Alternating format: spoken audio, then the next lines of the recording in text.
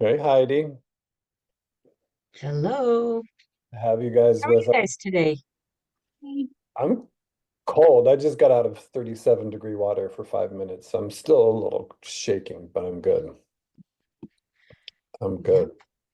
It's for me, it's the quickest way to get present. Um, and I usually do it in the morning, but I've been running so late with everything this week. It's been a little bit hard to get it early in the morning. So, how are you guys? Tired. I moved wood all day today. Oh my gosh. Yeah, lots of firewood. I had to move it from one area to another area because I'm going to be having the house stained and they're going to be power washing and then staining, and it was in the way. So, yeah. Wow. So all day long, me and my wheelbarrow moving wood and stacking, That's crazy. You're giving me tarping it. I've had my flash workout. I need flashbacks. to get the knots out. That's what I need.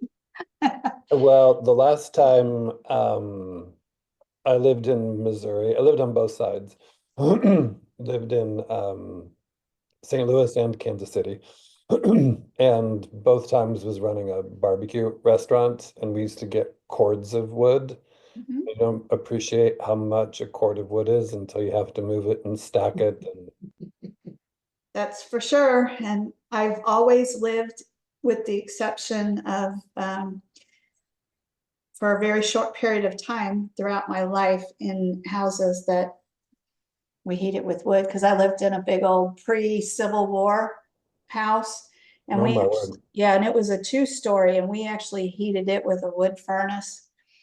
And yeah, back then we didn't have a wood splitter either. You did it by hand. So you Oh my gosh. you kind of prayed for that really cold weather when it would just bust. That's But I was crazy. young then. That's crazy. Yeah, I've never had that, I guess, luxury, whatever you would call it, of living like that. But I think we're very disconnected from nature. Yeah, I've And been fortunate. I've lived on farms and farmed and raised animals, and live in the middle of the woods now and surrounded by farm ground. And it's different, very different, but I will take it anytime over living in the city. I can't, I don't cope well in the city anymore. It's too, yeah, totally appreciate that. Every time I go to New York, I'm always super grateful for getting back on the plane. mm, Right? Just too much. And just nonstop. That's the hard part. So, well, welcome everybody. Great to have everybody. Stephen, nice to see you. Hello, everybody. Happy Wednesday. Happy Well, why don't we Wednesday. kick off with some quick gratitude. I'm grateful for a lot of things. I'm grateful that Sulio's home. She was gone for a few days, but I'm leaving tomorrow. So we'll say hi. Ship's passing in the night. And but just grateful to be here with all of you guys. Stephen, what about you? What are you grateful for? I'm grateful for all of you that have this really lovely group to come to every Wednesday evening. Like it's like a date, a weekly date with really good people with good energy. So I'm Yeah, really grateful for that. Hey, that's awesome. Felicia. That's awesome. Yeah. Yeah, it's a good midpoint, and I think when we originally were trying to pick a date and a time, it just made sense to kind of break it up in the middle of the week and have something. And there's never going to be a perfect time to be able to get everybody here, so Yeah. uh, which is why we record them, and so we can post them for other people. So we'll get started in just a couple of reminders about who we are and what we're all about. So welcome to the Wild Tea Party. This is a space where tea and movement converge to bring harmony, connection, and vitality to our lives. Together, we embark on a journey inspired by the timeless wisdom of tea and the flowing energy of Qigong. Thich Nhat Hanh offers us this guiding reflection to drink our tea slowly and reverently, as if it is the axis on which the whole world earth revolves, slowly, evenly, without rushing towards the future. Live the actual moment, only this moment is life. In this spirit, each session we will not only explore the mystery, mythology, and health benefits of a specific tea or herb, but also weave in the gentle practice of Qigong. Just as tea invites us to pause and savor life, Qigong helps to cultivate presence and energy through mindful movement. Together, they create a synergy that nourishes both body and spirit, offering balance, clarity, and transformation. We are honored to have you join us on our shared journey as we celebrate the simple yet profound acts that ground us in the present moment. We invite you to bring your curiosity, your open heart, and perhaps in the future a friend or two to share in this unique blend of tea and qigong. Together, we'll steep ourselves in the wisdom of nature and the flow of life. As I was reading that, I was reminded of another gratitude. I was really I'm still grateful that Noah joined us last week and just learning about his journey and everything that he's been doing and everything that he's up to.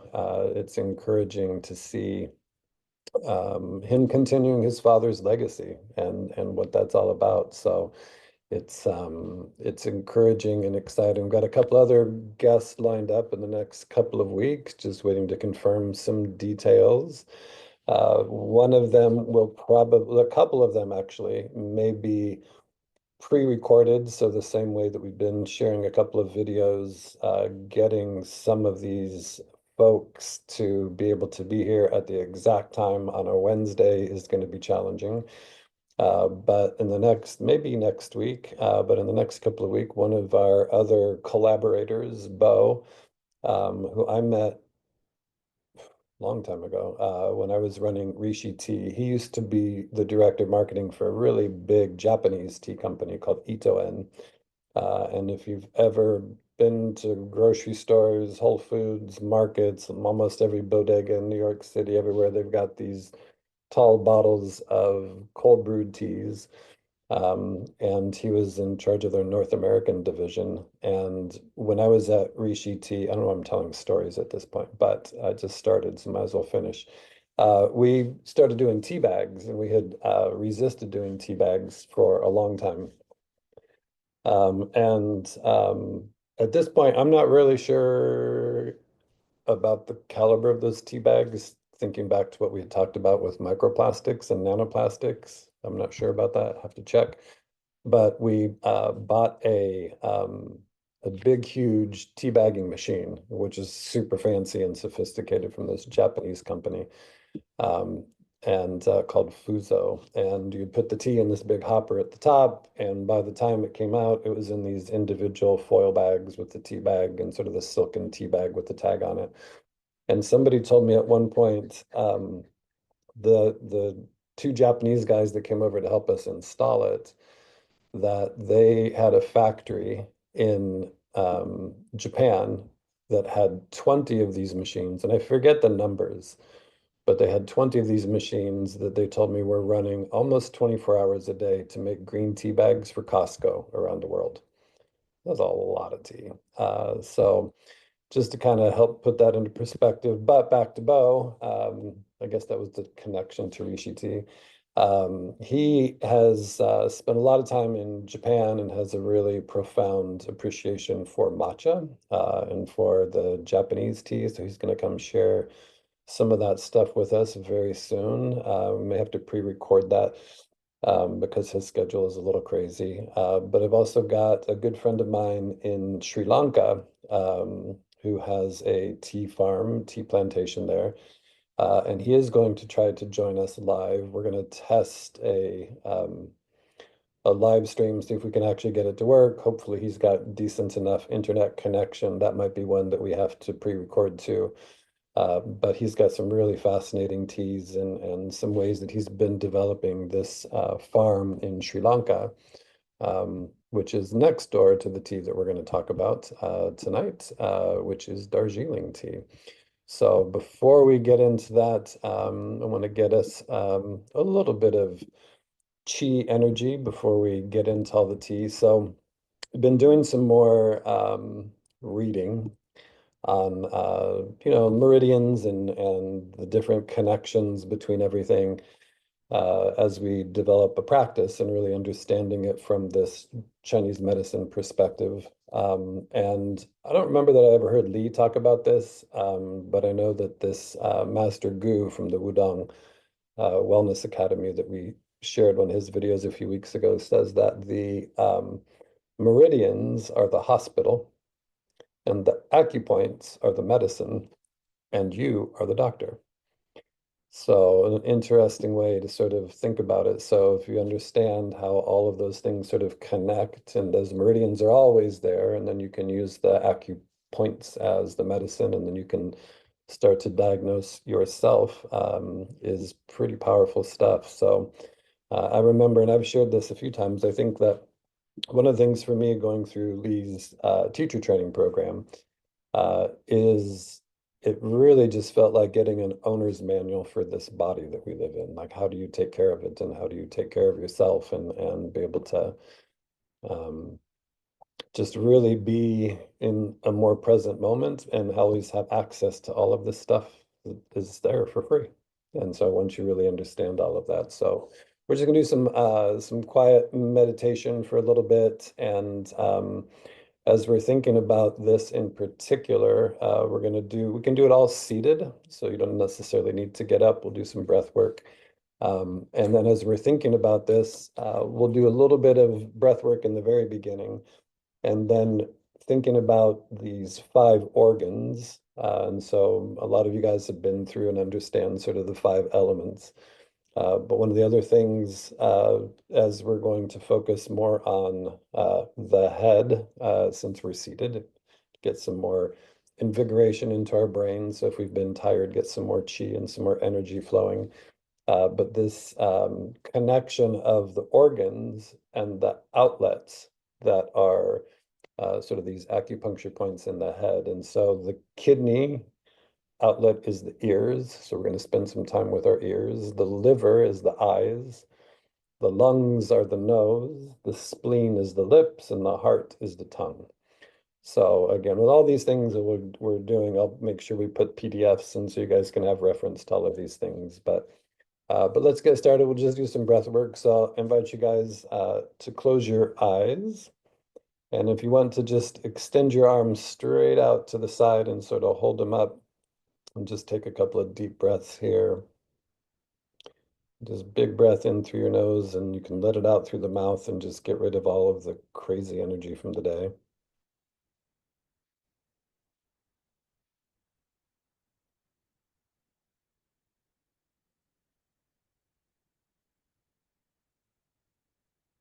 Just take two more big breaths.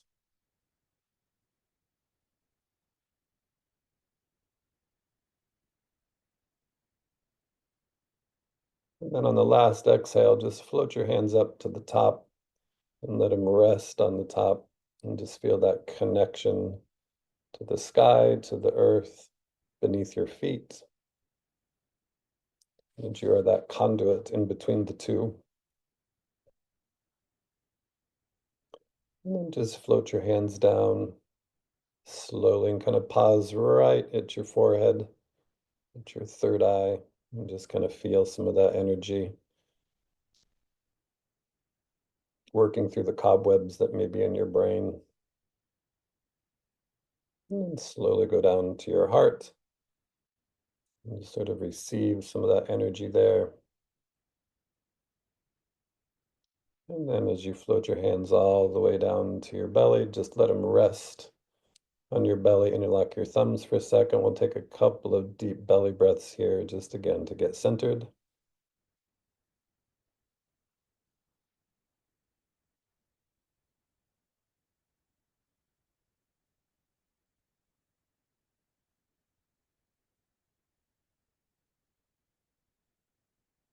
All right, and relax. All right, so now what we're going to do is work on these outlets. So if you want to take your hands, your fingernails, and you're just going to start brushing your hair, your scalp up to the sides, and just kind of get that scalp, get that energy blowing back into your brain.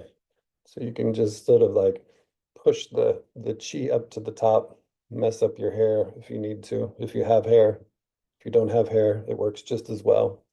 But really just trying to get those fingernails, and you can kind of feel that chi and that energy start to flow.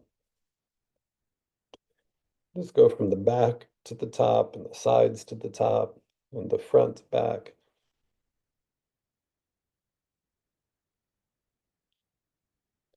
And then just bring your hands back down to your lap and just feel what's already happening.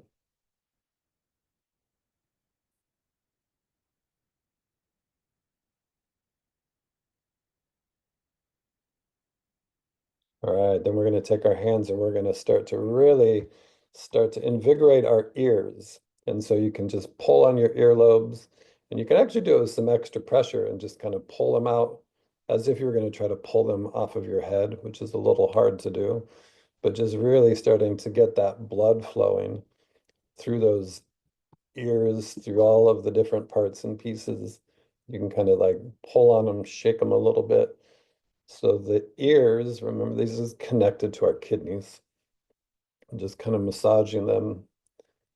And you can even take your finger and kind of trace the crazy earlobes that we have. Ears are kind of funny when you think about them. Like they're funny shape and they've got all these twists and folds, and but pretty magical the way that they work.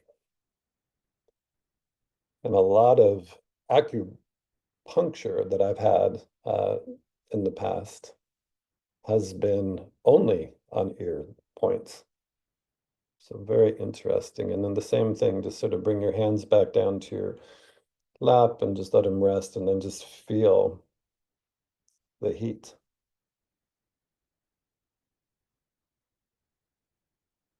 So stimulating the kidneys. Now we're going to work our eyes. And so what I invite you to do this time is just look to the left as far as you can, and then look up as far as you can. Try to, without moving your head, look as far as you can and even back a little bit more. Then look all the way to the right as far as you can with your peripheral vision. See how far to the right. And then move your eyes down, look straight down again without moving your head. And then to the left, and to the top, look up and to the right, then down to the ground, to the right. And just kind of move them in big circles, rotating your eyes all the way around. And then when you stop, we'll go back the other way. So look to the right, and then look straight up, to the left, look straight down,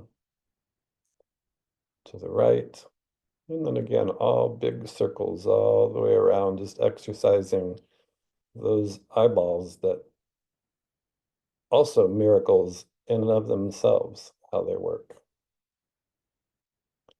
And that's our liver. So next thing we're going to do is take our hands and just start massaging our face and just sort of like getting your palms and your hands, really feeling that chi up from your chin, really brushing all of that energy again on the getting that chi to the front of your face, to your forehead, rub the back of your head, even across the ears.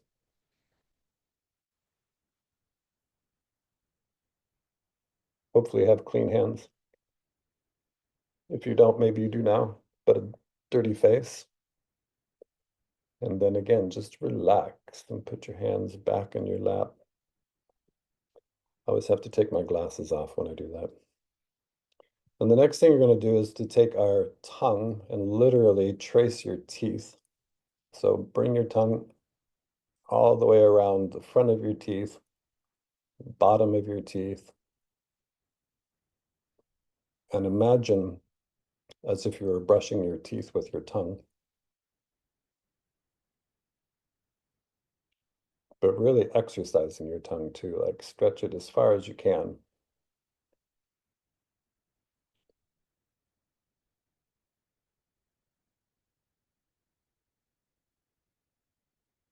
And then when you finish, gently rest your tongue on the roof of your mouth.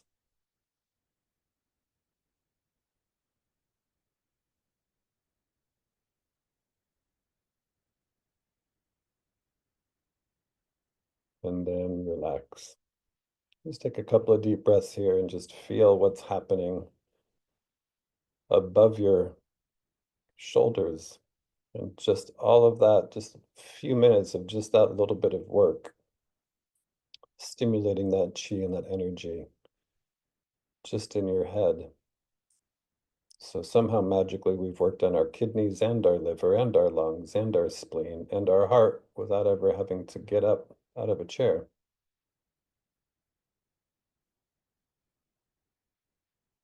And then let's just exercise our neck a little bit and stretch. So just invite you to take one ear to your shoulder and just sort of hold it there and just feel that stretch. Don't need to push too hard, but just feel that on the outside of your neck.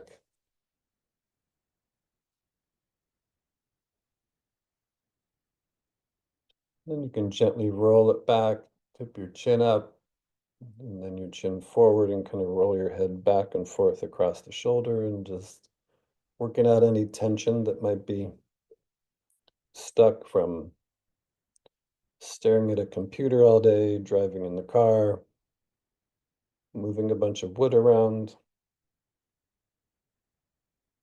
And drop your chin to your chest and go to the other side. Just sort of hold it there for a second.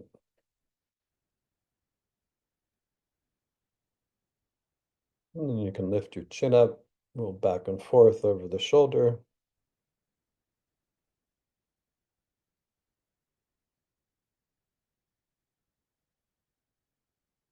And drop your chin to your chest and just do some rotations all the way around. When you pick your head up, you don't have to go all the way back, more straight up, but just sort of stretch it out. Go as slow as you need to, but really focusing on where that tension might be. Slow down and go back and forth if you need to give it a little bit of massage. Just do some circles there to get that full range of motion and just stretch out anything that was tight during the day. And then the next time your chin gets to your chest, go back the opposite way.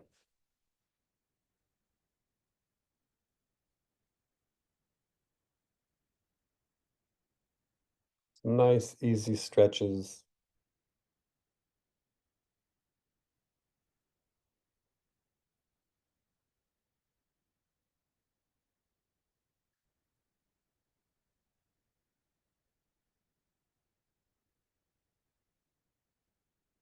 And one more time around.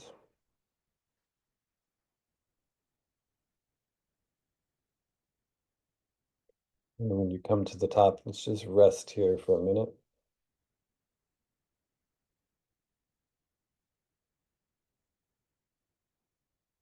And just have some gratitude for yourself, for this miraculous body that you have.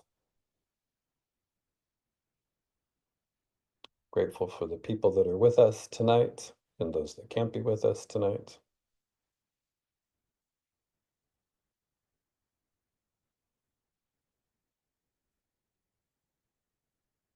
And extend your arms out to the side, and we'll just do a little bit of pulling down the heavens. So then as you take an inhale, float your hands all the way up and float them down the front of your body with your palms facing towards your body.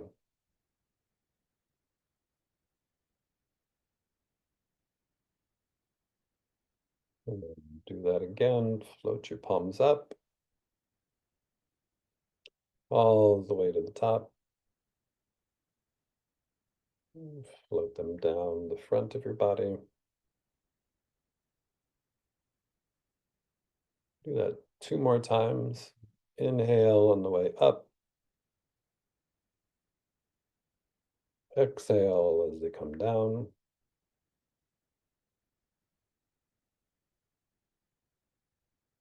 One more time.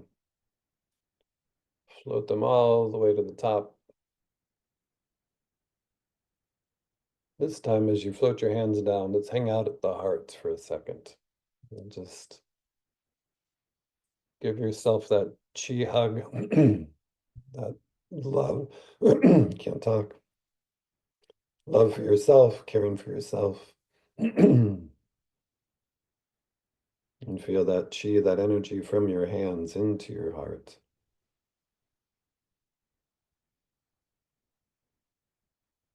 And float your hands all the way down. Interlock your thumbs over your belly. And you can even do some bamboo in the wind as you're seated. And just feel that chi work its way through your body.